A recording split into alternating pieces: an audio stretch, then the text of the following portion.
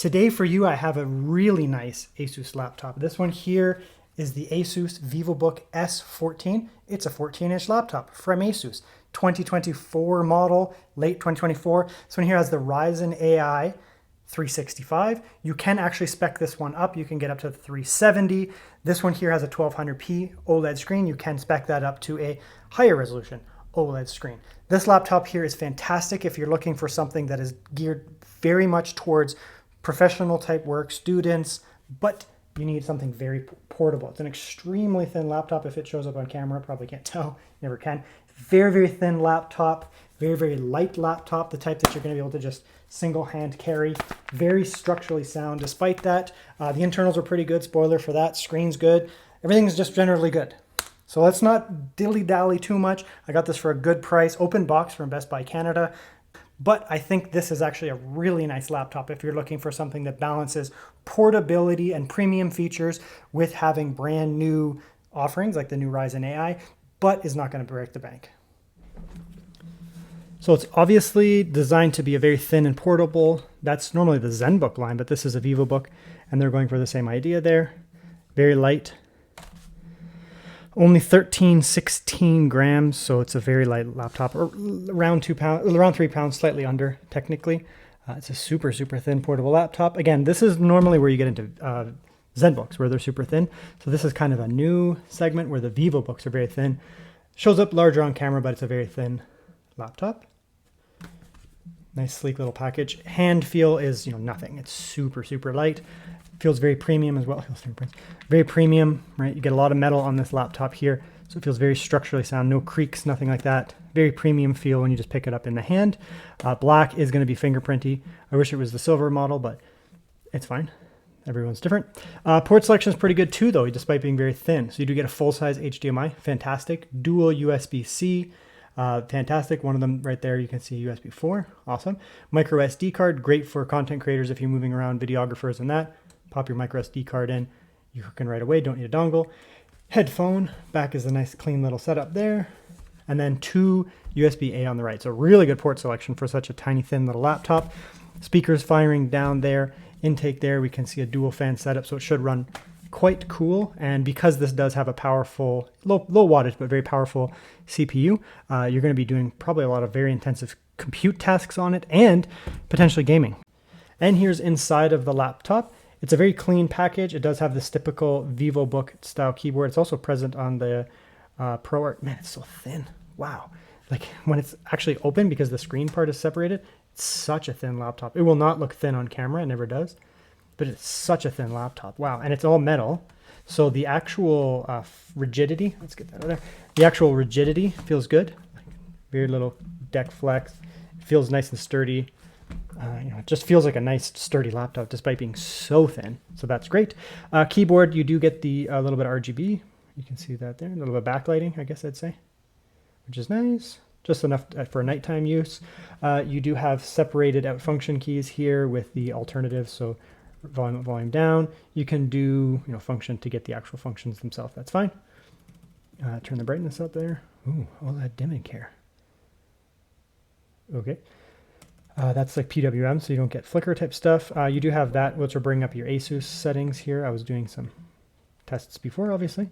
Looks good. This is obviously a bilingual keyboard. You can get it without that if you care.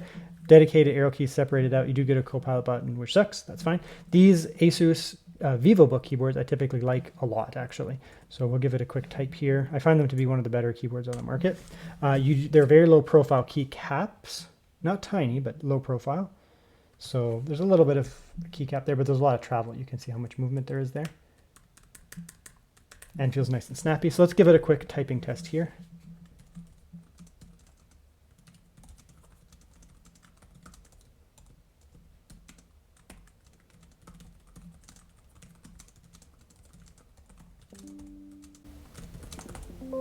Fuck out of here.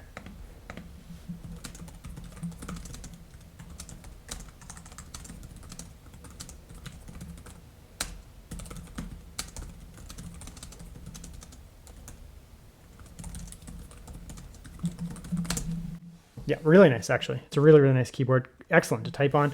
Trackpad is huge. Just gigantic. Smooth texture. This is, you know, also pretty smooth. This is even smoother. Not glass trackpad or anything, but pretty smooth. And good click on it.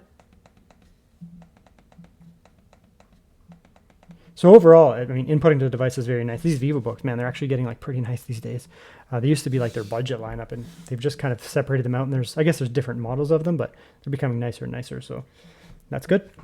You are going to be dealing with fingerprints like crazy on the top deck. If that bothers you, just be aware of that. Getting a beautiful OLED screen there, gorgeous screen. It's very reflective, as you can see. You know, no touch screen, so I'd like to see the fact that it is maybe a little bit less glossy for not being a touchscreen. Usually OLEDs are glossy if they're touchscreen, but it's probably a way to keep costs down. Again, this is not a shockingly expensive laptop or anything like that, so I find that I guess maybe the panels are a little bit glossier, maybe are a little bit cheaper or something like that, but it looks fantastic, so it is what it is. And resolution here, 1200p. There is an 1800p model. I didn't have access to it. It was really expensive. So you can get this with multiple chips and multiple screens. This is the 1200p, which actually looks pretty crisp on this laptop. Honestly, at this screen size, it looks fine. I mean, I'm obviously going to take more resolution like any day, but at this resolution, it's fine. It's just a really nice screen. Overall, it looks quite good. You do have not the best refresh rate though, 60 Hertz. So there are some compromises here. But again, it's not a super expensive laptop. They have to compromise somewhere, to be honest, otherwise. Okay, we'll take a look at the actual screen here now. Again, it's an OLED screen, so the blacks are good. It has a lot of reflectivity, so there are definitely better OLEDs out there. Even like ASUS themselves have better. Look at that. So it's very, very, very reflective. Just be aware of that. If that bothers you, maybe not great for you, but it's still a very nice laptop. You're going to get good color space on it. So it's not just that it's an OLED. I mean, people just associate OLEDs with having nice color space. It's just because they usually do. This one here is a high color space and also an OLED. So very vibrant reds.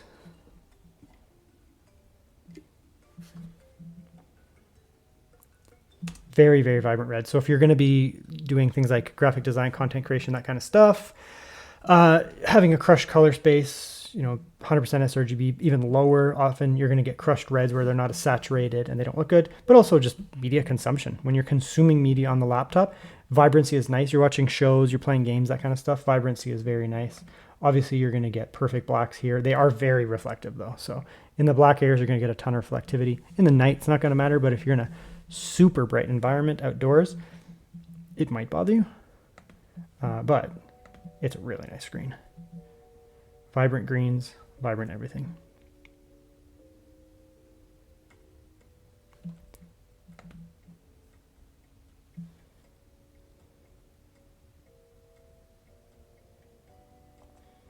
Yeah, and I'm just going to zoom in here so we can see some of this text fringing potentially. So again, it's 1200p. I always prefer higher resolution screens. That's just me.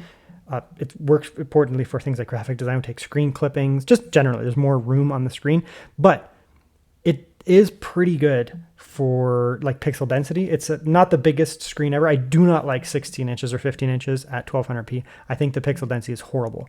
Maybe on a, you know, people, oh, it's the same pixel density as my, you know, 27 inch or 32 inch desktop screen, which is, but it's also, that's also sitting 4 feet away from you. This is going to be sitting right in front of you. So I would prefer the higher resolution screen on this laptop, which they do offer. It's not like they don't have it. It would look better, more crisp, but if you don't have access to that in terms of monetary decision-making, or just you can't physically find it, the 1200p one here looks really good. So don't feel like you're massively compromising. Oh, I got the 1200p, it's all I could get. It sucks. No, no, no, this is a really nice screen. The only negative is the gloss. And it's a little wobbly, but not too bad. Right, if you're typing, not too much wobble, just a little bit there, but overall it's a nice firm hinge on it. So I think it's pretty good. So that looks good. I'll test the audio now though.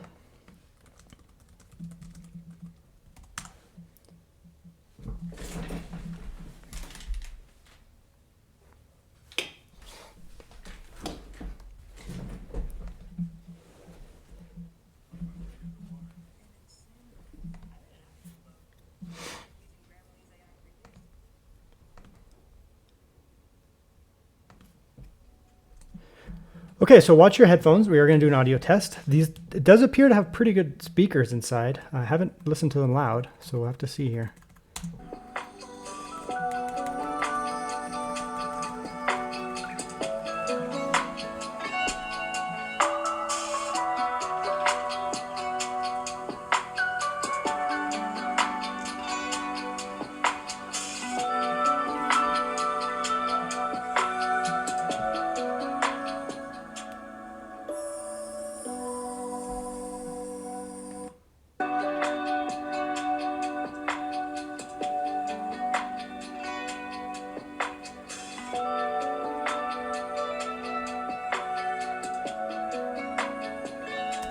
Yeah, really nice actually. There's not a huge amount of low-end bass that you would get on a G14 from ASUS or G16. Lenovo Yoga, the Pro models. What else has really low bass, really good low bass? I don't know. Some of the Dell, the high-end Dell's precisions in that. Doesn't have that level of bass, but it does have some, which is nice. And it's very clear all the way through, low up to high end, very clear and good volume. So actually really nice speakers overall. Again, this is not the most expensive laptop, especially nowadays. Prices are going up on laptops. This is one of the more affordable options, but it sounds quite nice overall. So media consumption in general from the screen and from the speakers is going to be very enjoyable. So to get in, you are going to need a star style. You're not going to be using a Philips. That's too small.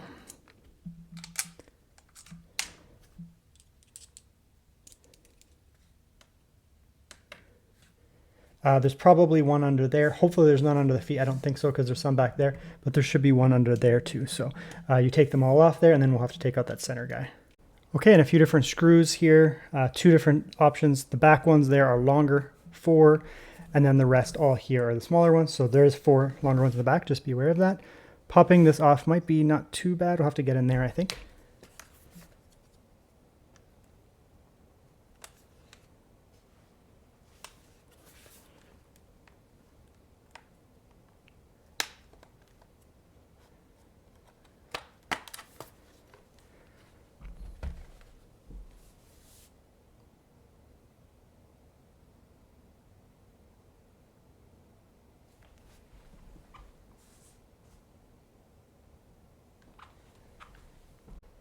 The bottom came off really easy. Just actually pulled it up. It came off before the camera. It's a metal bottom, so it gives a little bit of structure. It looks good. Inside looks good for what it is. There's not much they could do with this laptop without compromising other things. So remember, this is a very thin laptop, only 14-inch and very, very thin. The thin is the important part here. So we don't get a lot of upgradability. We do get a full-size 2280. That's great. You don't have some tiny little thing in there that some brands do on some of their laptops, so that's fantastic. You do not get upgradable Wi-Fi. There is no upgradable RAM. This is a Ryzen AI chip. It doesn't have that. So you're stuck with what you get other than the storage there. But there's a reason why they do that. This is a very thin, physically thin laptop, and it has a big battery, 75 watt-hour battery. They could make this laptop thicker this way, so they can make it a little bit thicker that way. Then they could cut down the tallness of that battery and bring it back this way here so that the battery is a little bit thicker. Then the motherboard itself could shift down. You could potentially get a second NVMe. You could get upgradable Wi-Fi, that kind of thing. But then the laptop would be thicker. Or you could just cut this battery out, have a smaller battery, a 50 watt-hour battery, have more upgradability, but have worse battery life. Not much they can do here. I think it looks fine. They have a huge battery in here, but maintain thinness. Any changes to it would be compromising something else. So it's fine for what it is. Speakers look good here. Honestly, ASUS, generally speaking, has kind of upper class speakers in general. I would say if you're picking up a laptop and you want them to have good speakers, for sure, ASUS in general is probably your best pick for Windows. There are other brands that have good ones, but ASUS tends to be the best overall. Dual fan is quite nice. This is just a single chip here, not a high wattage chip either. The Ryzen 365 is going to be very efficient at low watts, have very good performance at low watts, and the gaming performance on that 880M is also going to be very good at low watts. So that means that it's not going to need a lot of watts to get the performance that it needs. And as a result, these heat pipes here, they're not super thick, but there is 2 of them with 2 fans. So this thing should run really quiet and really cool as well.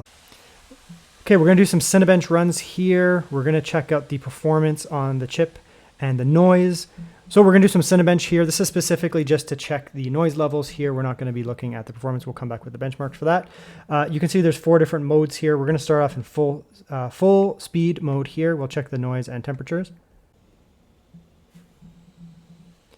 So we did dump 50 watts to start, or 60 actually to start there. I'm not sure what this thing will dump continually, but that's a lot of watts for such a thin laptop. It's going to be noisy in this mode. 56. However, the pitch, there's absolutely no pitchy whine, no whirring, it's just an air movement. It is running warm, but it looks like it's going to try to maintain around 50, 55 watts. That's actually a fair bit. I mean, it's a laptop. These chips are pretty efficient, so dropping it down should, in theory, actually reduce noise and not too much performance. We'll come back with the benchmarks, but we'll try performance mode, just see how quiet that is. Obviously a little bit warmer as well. Wattages are basically the same. It just dumped around 63, and let's see if it maintains a lower amount or if it just allows it to run hotter or something. It does seem to be very slightly lower watts than full performance, just a couple. Maybe like 2 dB lower. I don't know if that's going to actually lower the watts or what. Few less watts here, down to 46, 40. So I consider like doing such a CPU demanding task around 40, 42, 43 dB to be quiet. This is silent mode, or whisper mode it was called. Even lower watts there, 35. That's still a lot. It's more than like a handheld with the same chip. And it's very quiet now. Sub 40 dB, which I consider to be very, very, very quiet. The top portion of the keyboard here is not too hot, 36, 37, 38 degrees. Not really too bad to even have your hands on, even under max temperature. And then underneath there is a hot spot in the center there. Not horrible, but you're probably not going to want that part sitting on your legs at 53 degrees. However, if you're sitting on your lap, you're probably going to be sitting on the two cold areas on the top and bottom, but just beware there's a little bit of a hot spot there where the heat's coming out. In the full speed mode, we're getting a score of 17,300, which is quite good. Then dropping down to the standard mode, we're only going down by about 1,000 points. So we're at 16,000 here. That's very good. And then dropping all the way down to whisper mode, which is very quiet. We're only dropping down to 15,000. That just shows how efficient these chips are, that even around 30 watts, you're still going to get very good performance here. Then moving over to the Wi-Fi, this is a very bad area of my house that doesn't have very good Wi-Fi connection.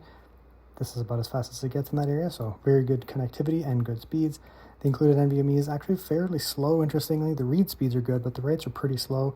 It's not just this, I did a few Cinebench runs. Moving over here to Atto benchmark, it's okay. I mean, the writes, again, you're looking at about 2.5 gigabytes per second. It's not fantastic, honestly. The writes are reasonable, but it'll get the job done, but definitely not a premium NVMe included in this device here. Battery life, however, is quite good.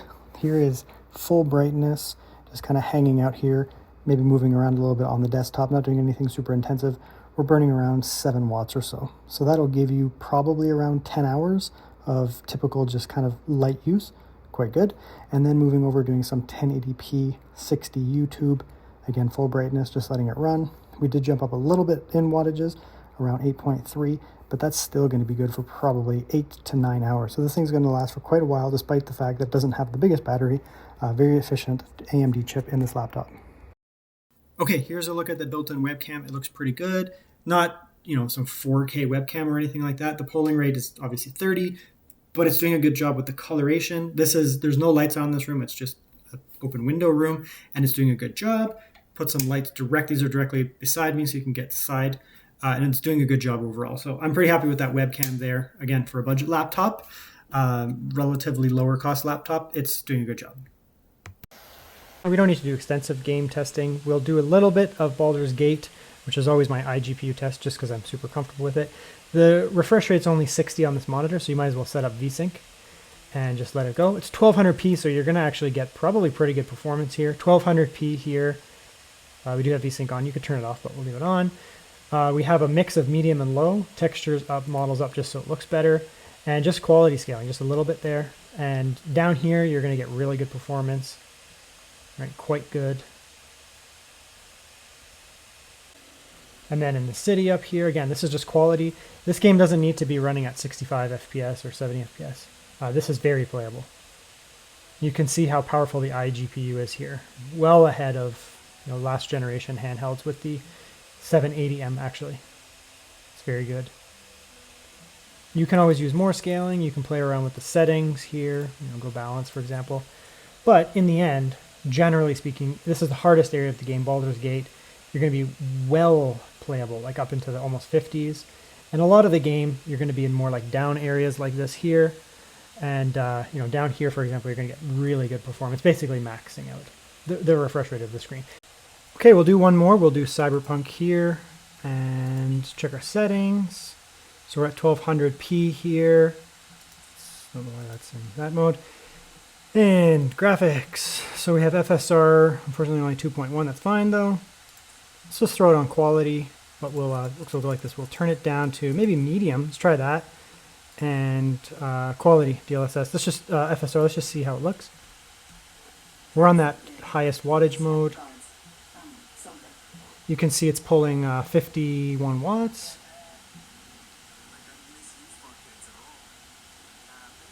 The lows are dipping down a little bit, but yeah, see out here we're around 30, so you're going to get around 30 gameplay out here. Still very playable, but the lows aren't great, so what we'll do is we'll try just turning it down a little bit here. So maybe we'll go down to low. So we'll go low. We'll put this back to quality here. The game is extremely playable on low, visually, and the performance is pretty good here. So again, 1200p, you could scale more, you could put on balanced, but I'd probably play like this. It's a good mix between, you know, you get, when you go from 30 FPS up to 45 FPS, it's more of a jump than 45 to 60, I noticed. You know, that kind of balanced mode, I consider it, makes it significantly more playable, especially when the lows are good. So you're going to be able to do a lot of gaming here. You know, AAA games like this, there's going to be no problems. This is a pretty powerful iGPU, more powerful than what's in, you know, like the Legion Go, ROG Ally, that kind of stuff. You can play with the settings as need be, scaling more, scaling less. You're not going to be getting 20 FPS or having to turn it down, you know, way down to extra, ultra performance, FSR and that. Like, you know, out here we're at almost 60 now. So, yeah, excellent performance here. Lots of gaming to be done on this device here.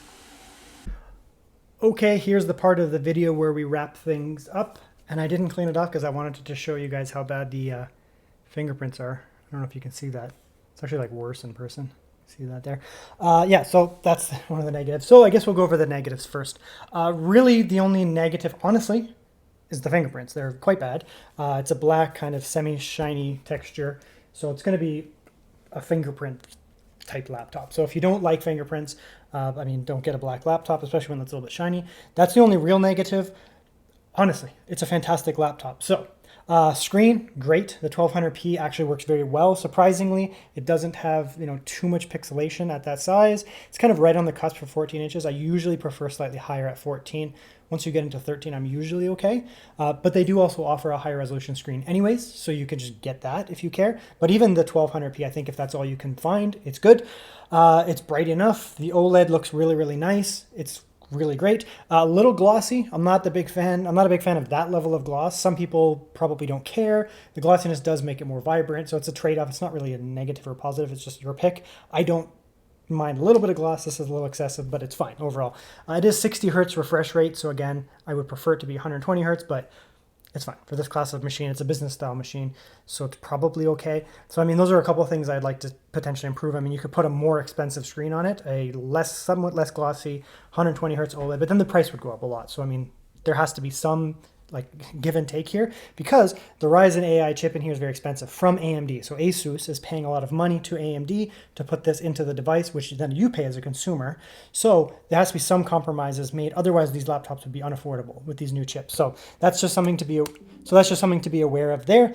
Other positives relating to that chip, it's a fantastic performer. The Ryzen AI 365 performs exceptionally well at low watts, middle and high watts. It actually scales very well. So it's a great performer for things like professional tasks, video editing. That's going to very performant. Like we're talking about getting into like high wattage level, you know, like gaming chips from last generation. So very performant CPU. The iGPU is fantastic. The 880M there is going to get the job done for gaming. It's not quite as performant as the 360 as the Ryzen AI 370 with the 890M, but still fantastic. It's still one of the best iGPUs by far that's on the market, basically the second most powerful. So you're gonna be able to do a lot of gaming on this as well, or any GPU accelerated tasks.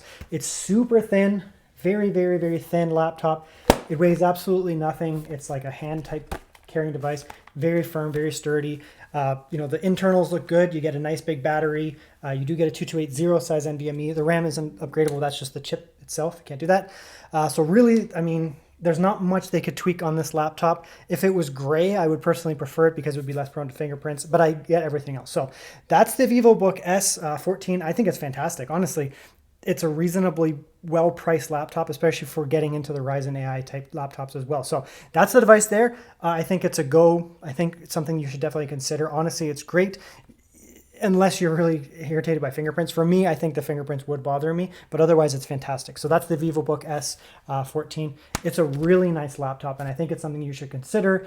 Even at the 1200p, I think it's still a great screen and a great offering from ASUS. So good job, ASUS. Nice laptop. Nailed it with this one.